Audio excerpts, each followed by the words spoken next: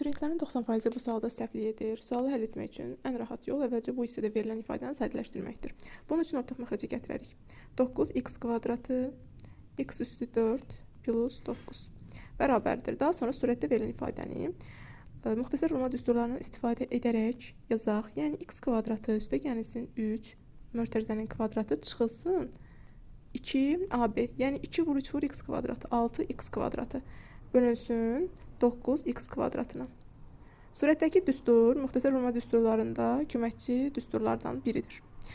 Və burada x kvadratı üstə gəlsin 3 ifadəsi bizdə verilibdir. 4ax-dir. Onun da kvadratı eləyir 16a kvadratı x kvadratı çıxılsın 6x kvadratı bölünsün 9x kvadratı.